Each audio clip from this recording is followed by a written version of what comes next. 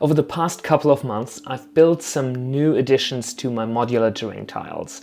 These are a little more complex than the old designs, and today I want to share with you 3 ideas on how to improve your modular terrain tiles even further. You might have seen some of these designs already in some of my previous videos because I've used them across multiple sessions, and some of you guys already commented on their design. So I thought, why not share these in a dedicated video? So if you don't know, I started my tile collection with these basic colors and shapes. We have gray tiles for dungeons and streets and so on, cobblestone. We have these green ones for anything outside, could be forest, could be grass, whatever.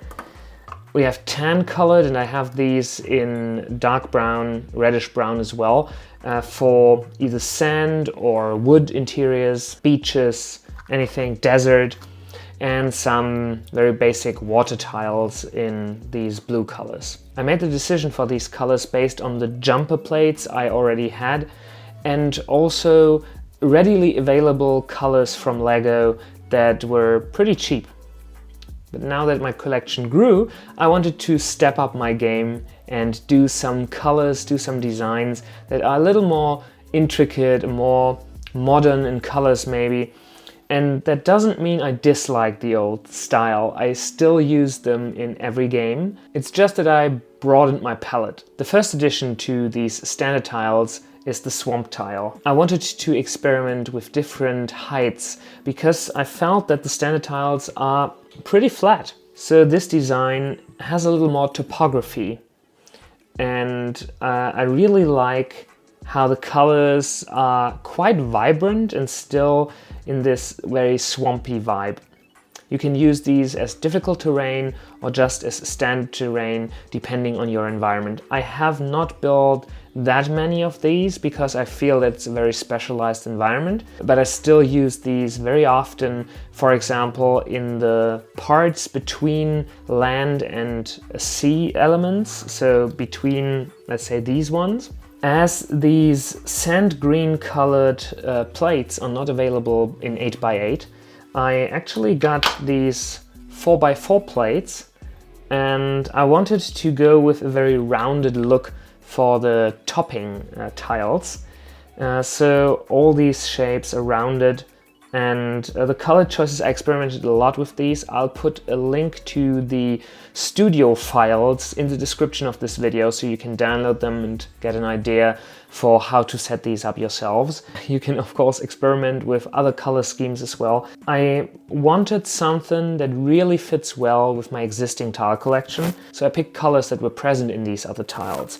So the greens, for example, match with my grass, the browns match with my tan colored pieces, and so this fits quite well when integrating into different map designs. I also put some of these, I think they are called Bionical tail elements. I'm not quite certain. For me, they always look like roots or something like that, in a dark earth green color on here, because I feel that it also gives this 3D vibe and helps make it look more organic. My idea was that the green and blue elements here are a little lower than the rest, like in a swamp where the watery, swampy elements might be deeper than like stones or a stronger earth that holds together well and you can step on. On every tile, the tan colored pieces are a little elevated, like they would stick out from the swamp. And I think that it gives the whole tile a very cool and very organic look. And even from the sides of the table, it looks quite interesting. And each tile is very different from one another because I varied the design of each of the tiles. Having these different elevations and this topography on the map, I really liked that. So I wanted to build outdoor tiles that aren't as flat as my green grass. And I went for a more darker foresty look with these. I have quite a lot of these because outside maps tend to be bigger, and I think that this can still be combined with the other ones, although I feel that the colors don't match as well as with the swamp. So maybe using the swamp as in between would work quite well. I don't know. You can definitely experiment with that. all these forest tiles have at least 2 different heights to them. And in contrast to the swamp tiles, these are elevated more pronounced. So each of the 4 squares is either elevated or a little lower than the others.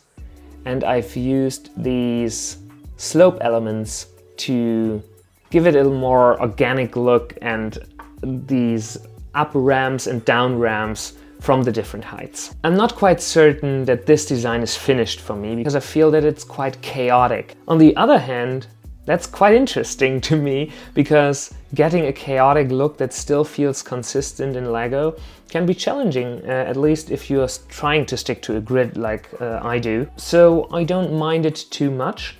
It makes it harder to stick on like bigger monsters that take up more than 1 square or trees on there. So I made a new tree design especially for these tiles that just has a 4x4 round plate as the bottom, because it then fits better on either an elevated or lower piece of the grid. In my previous video I told you that I am using this sand color, this tan color as the bottom, so you can see it shine through the cracks. And I really like that aesthetic. But I had so many black pieces lying around, so I felt that for a forest it would make sense to have a more mossy, a more darker earth color sticking through. So I took these black pieces, and I like that they still give different contrast to the tiles depending on whether the square is elevated or not. It definitely gives the tiles a more interesting, more varied look, but as a perfectionist, I don't know. I kind of feel that's too chaotic. Let me know in the comments what you think. I've been using these quite a bit in my map designs, so not that bad, I guess. In the beginning I've shown you these water tiles, and I think that the colors don't do water justice. I mean, getting a watery feel in Lego has been tried in many sets, and some of them look really great. So for the upgrade to these water tiles, I really wanted to lean into a more watery feel. First, I really like the dark blue colors that are present in some of the more adult-focused Lego sets, like for example the D&D set that has these dark blue elements. So I wanted to use that as a base for my upgraded water tiles. I quickly noticed that it's not easy, and maybe even not necessary, to have a grid look on these water tiles, as the jumper plates are not available in different translucent blue colors. So I decided to go with a single light blue translucent color for these, and to make it easier to gauge distances on these maps, I then used these dark blue round tiles only on one of the squares per tile, so that you still get kind of a grid look. And I know it's not necessary to have grids in Dungeons & Dragons. There are no rules regarding this. And I still like doing them because I feel that it makes the maps look more tactical. And on the other hand, it's also easier to count distances for players that aren't like hovering over the map. I feel that this subtle design of a grid feeling is something that I want to experiment with outside of water tiles as well. But for now I have so many of the others that I don't think I'll apply this logic to one of the other color tiles too soon. You can see the different colors a little, but way more subtle than in the other designs. I hope these tile designs inspire you to build your own. I would love to hear your ideas for designs in the comments.